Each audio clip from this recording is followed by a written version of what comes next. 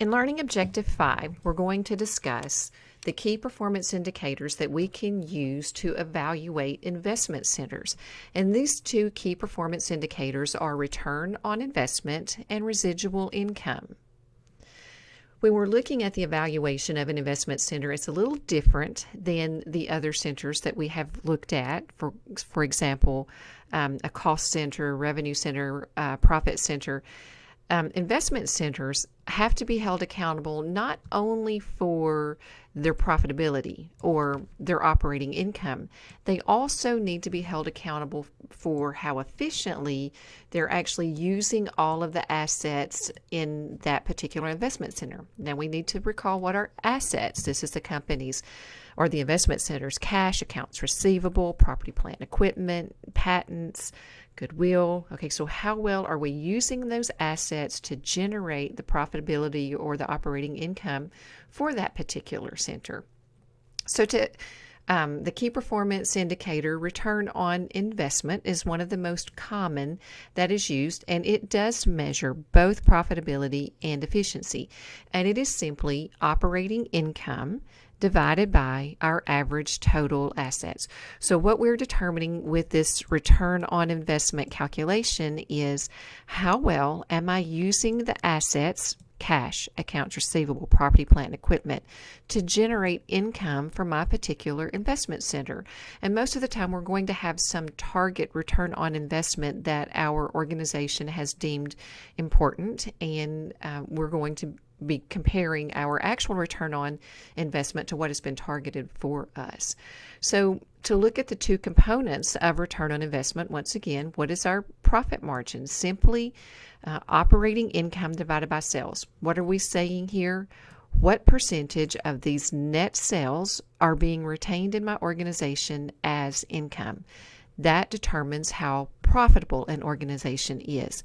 Now, efficiency is the second component of return on investment, is how well am I using the assets in my organization to generate these net sales?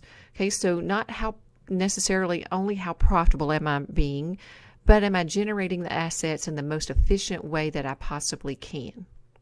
Now, return on investment is the most common key performance indicator, but we also have residual income that can be used to evaluate the investment center. And some would say that it has a little better goal congruence than return on investment, because a manager could be tempted to forego a long-term project that could be very good for our organization simply because the short-term return on investment is low. So it may not necessarily be that we should use one or the other, return on investment or residual income, but maybe we should use them together. Now, residual income simply says, let's take a look at our operating income, subtract from that whatever our minimum acceptable operating income is.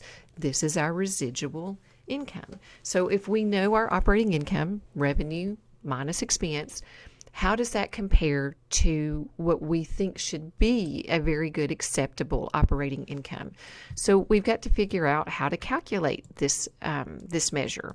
And the way that's typically done is simply, what is your target rate of return for your organization multiplied times your total assets? So we back into this. If you know the amount that you have invested in your property, plant, and equipment, in your inventory, in your accounts receivable, what type of return do you need for that to be a useful investment? If you can park your money, your cash in the bank and generate, don't laugh, a 6% return, then we wouldn't commit to assets in a business that would only generate a 3 to 4% return. Unless we're looking at some long-term possibilities.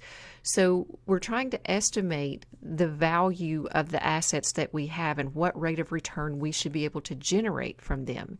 So using the estimated rate of return that we would like to generate times our average assets will give us this minimum acceptable income that we would like to have. And residual income is simply operating income less this minimal acceptable income. So using residual income together along with return on investment can give us a better evaluation of the performance of an investment center. So we can simply see these two key performance indicators broken out into their formulas here: return on investment, as we discussed, and residual income. And basically, with the return on investment, we can see both profitability and efficiency at the same time. However, once again, management could be tempted to forego investments that generate a short time lower return on investment than they would like. Residual income, on the other hand, is simply identifying what is our target rate of return for our organization, and are we going to make that return? There also are some drawbacks for both of these, and as I've mentioned, we are looking at the company's average assets at a total given point in time.